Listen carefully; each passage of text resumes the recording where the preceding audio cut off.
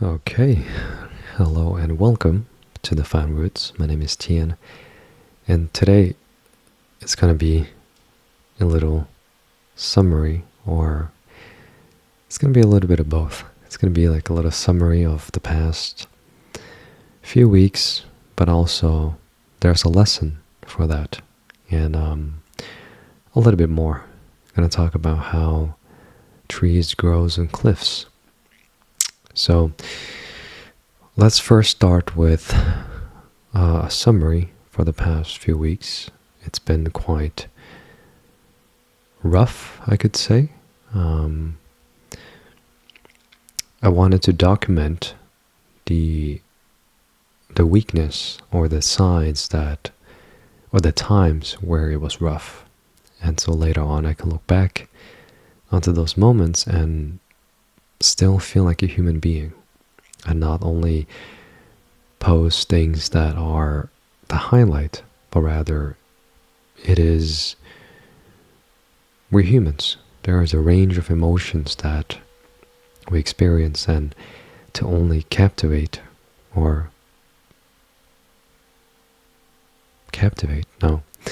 to only highlight, for instance, the most pleasant ones, or the ones that makes us look good in a way, the highlight. That's almost like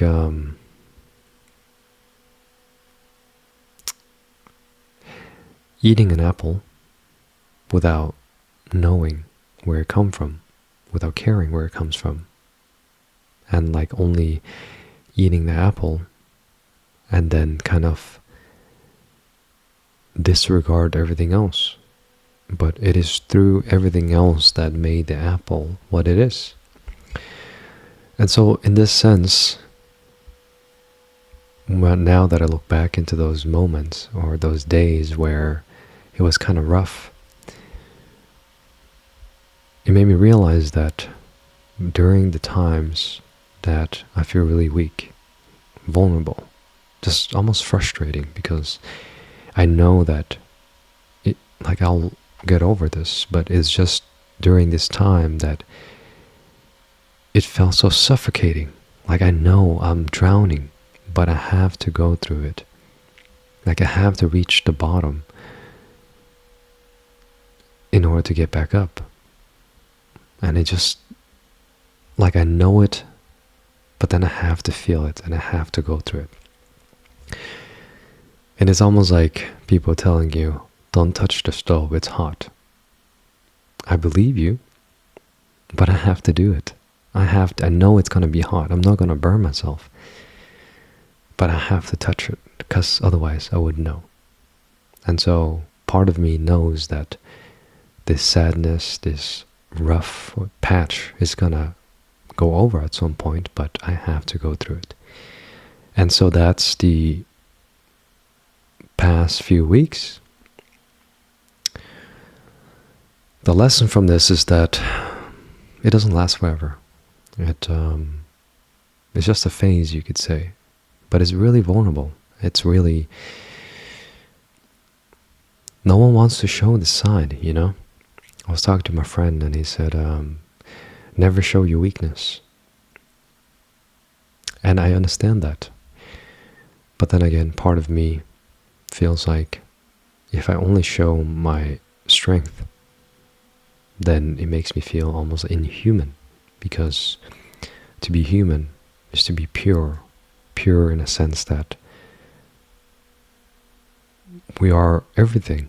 From weakness gives birth to strength, and in strength give birth to weakness. And to embrace those moments and times is what gives the foundation for the strength to come.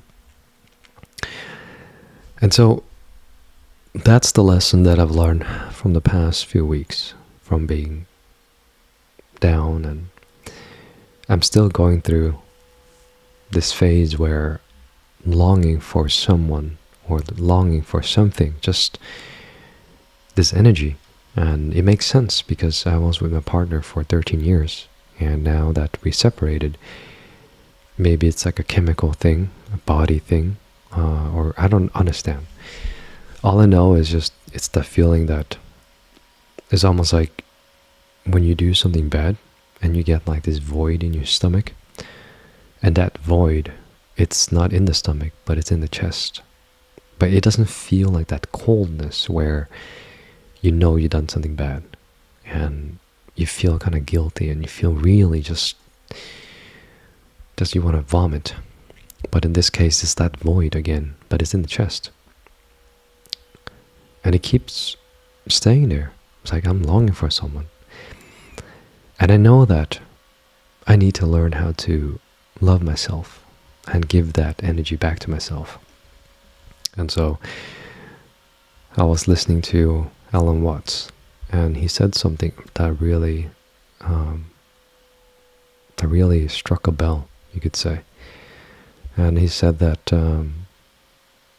everyone that exists in this world, from the richest to the rags, long for something. That love, every action in this world stem from longing for that love, longing for that recognition, for that the moment that we were born and our mother carried us and look into us, and it has that connection. I'm longing for that connection. And he continues to say that that connection is actually all within us. It's not outside, it's all within. And he explained it that in the world itself, the trees, for instance, makes the oxygen, and the whole world is an entire breathing organism, you could say. Everything exists because of one another. Nothing is separated. Everything function with one another. And you can't just take one piece out. Everything function with one another. For instance, let's say the organs in our body, we can't just take one organ out. Our entire body consists of all the organs, and it functions with one another. And so, to put it very briefly, the trees mix oxygen, and we breathe in oxygen. Or the ocean makes the oxygen, and we breathe that in. And so, without the ocean, there's no us. Without the trees, there's no us. So, we're all connected through that sense. But let's go even deeper. The trees needs dirt, it needs water, it needs rain, it needs sun. Without any of those components, there's no trees. Without the sun, there's no us. Without dirt, there's no us. The food that our mothers ate came from the earth. Everything came from the earth. And so we're born into this world from the earth, you could say. But it's through the womb, but it is all through the earth. And so we all have that connection with earth, you could say, with that one union. That longing for love stems from that source. And so we all have that within us because that's where we came from. And so I tried to shift my perspective to look inward and find that love, because I almost went crazy. This feeling just kept getting desperate, you could say, and I don't like being desperate. And I didn't know what to do with it. I just felt like I tried to latch on to anyone that I could find a potential in. So I fell for people really easily. But I knew that I don't know them, but still I fell for them. And so knowing it is one thing, and again, my body does the opposite. It's almost like you're telling me, Tian, the stove is hot, don't touch it. I'm like, I know it's hot, but is it hot though? And then I go touch it. And so longing for that thing, that energy, that someone, it's strange because it's like this void, I'm trying to fill it. And it doesn't feel good. I know that I don't want to be with someone because of the void or because of feeling a void. It should be two people coming together because they not complete each other, but complement one another, or even make one better in some ways. So in that sense, it's not like I'm a left wing and my person is the right wing, but rather we're both two individual units that can function with ourselves, but together we become stronger. So in that sense, it's two complete souls that doesn't need to feel anything because it's two whole. But in this case, I'm this broken piece, you could say, trying to find pieces in others, trying to fill that. So after turning the energy back inward, I could kind of feel like there's a certain piece that stays in there, or that exists in there. And it's a strange one. Is that I feel like it's almost like a perspective thing. Shifting the perspective, understanding that I'm from the same source, like my neighbor. They also came from Earth.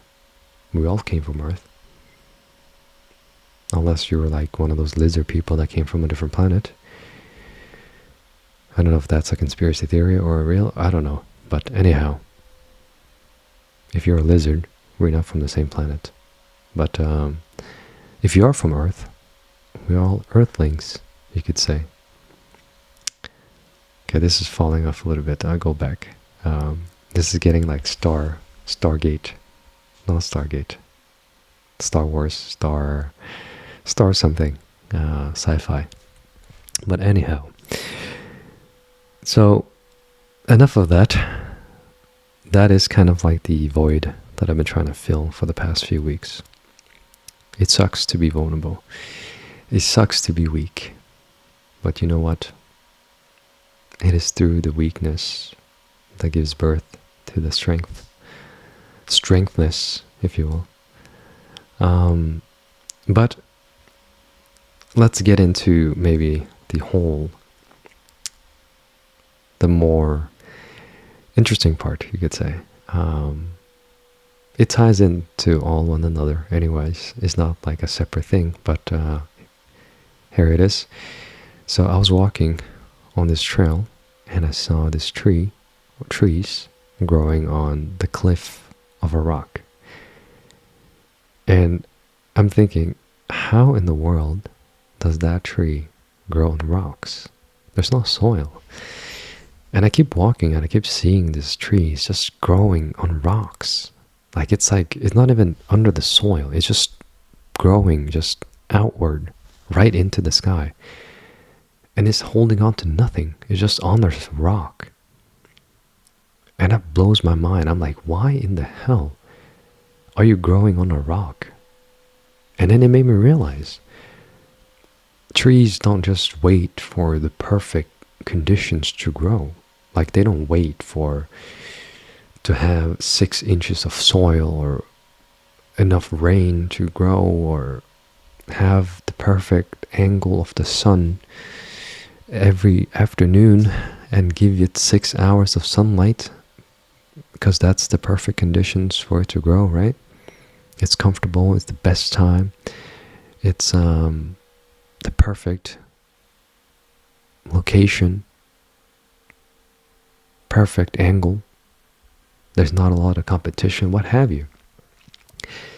It just grows regardless of what it is. If it has an opportunity to grow, it will grow. And so when I think about this, I come to realize that, okay, hang on. It reminds me a lot of life. Some people are given more opportunities than others. Some people are born into rich soil. pun intended. Others are born on not any soil, not rich soil, just rocks and dirts, nothing between creases of cement, what have you. And even then, they manage to grow. And the fascinating thing about this is those who are born onto perfect conditions, they grow beautifully. Their tree is like immaculate, like perfect shape. The branches are healthy. Everything is just beautiful. Whereas the one on the hill is struggling, but still it is growing. Now the interesting part is the one that grows on perfect soil are more prone to be cut down because it's beautiful. People want it. There's more eyes on it. But the one on the cliff is like, who wants, it's really hard to reach that. You don't really want to climb onto a cliff and then try to cut that down. Maybe if you need it somehow, but it's less likely. And so that kind of made me realize more into society where having the spotlight seems like fun, being famous and having all that attention on you. But then again, we keep hearing it over and over again. Who's famous? All they want to do is just to be normal. Just go to a grocery store, buy groceries without having paparazzis following you, or having pressures outside of you to perform in a certain way or to do things that is not you, that you want to do. Let's say you have record labels, record deals, you have investors, and you have all kinds of people that are pulling strings on you because they give you this platform, they give you the wealth and give you fame and attention. But in return, you have to perform. And so in a way, that is the one that grows on perfect soil. Whereas the one that grows on a rock, there's no conditions.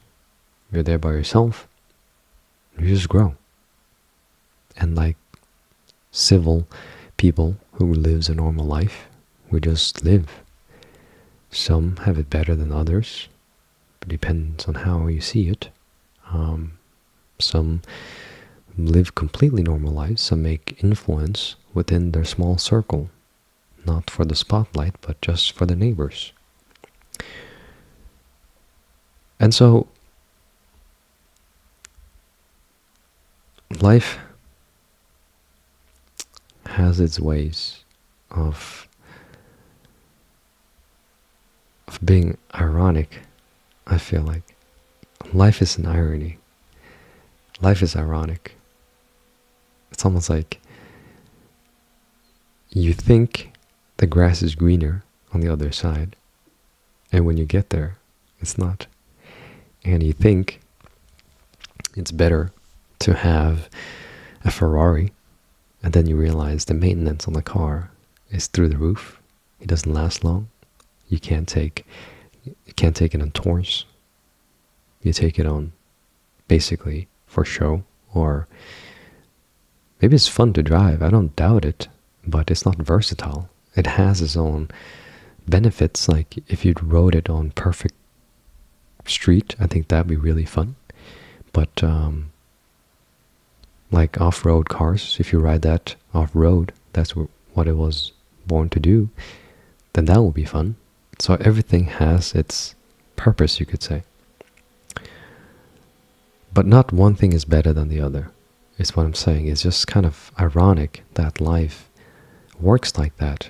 It's like we think that having $1 billion is a good thing. I'm sure it is, actually. But what I'm saying is like to consider what it takes to make that and what it takes to maintain that. It is not a normal lifestyle where you could just sit down and play video games or what have you for your leisure. You have to do things to keep that, and you have to do things to build that, otherwise you lose it. So you have more to lose, essentially. And if you have nothing, you have nothing to lose. If you have everything, You have everything to lose.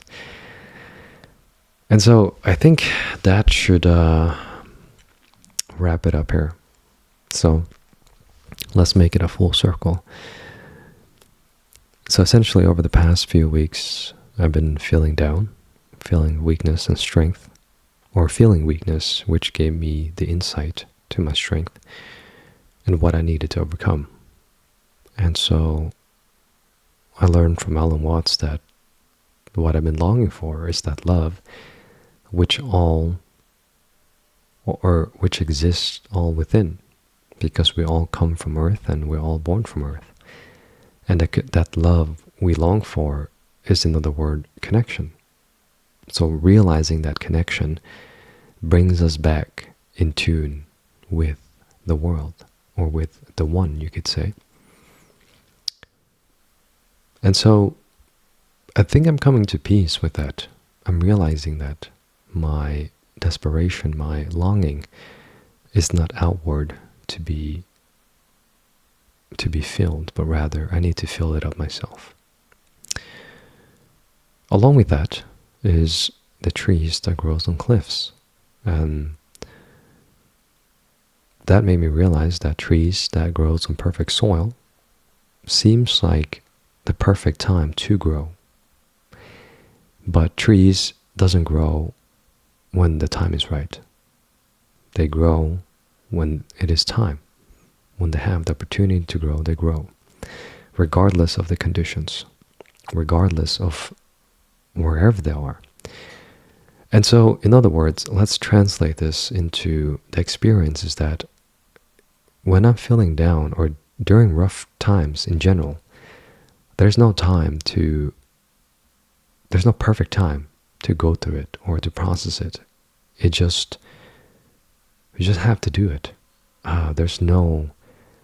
The moon is not going to be aligned with the Saturn and Jupiter and Mars, and the sun's going to be angled in such ways that my soul is going to be enlightened. No.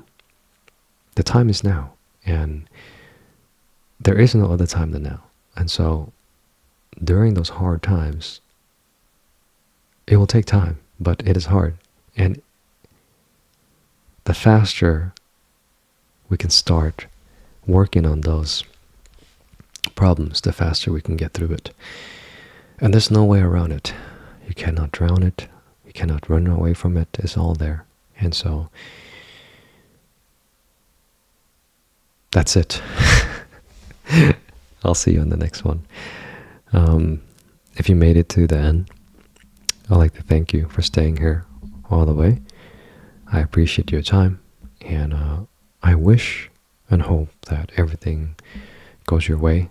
And if things isn't going your way, just know that every ways are built and paved inch by inch, square by square, step by step.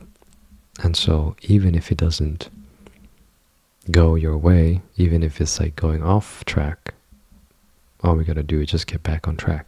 It might take time, but at least realizing that we're off track is getting us back on track.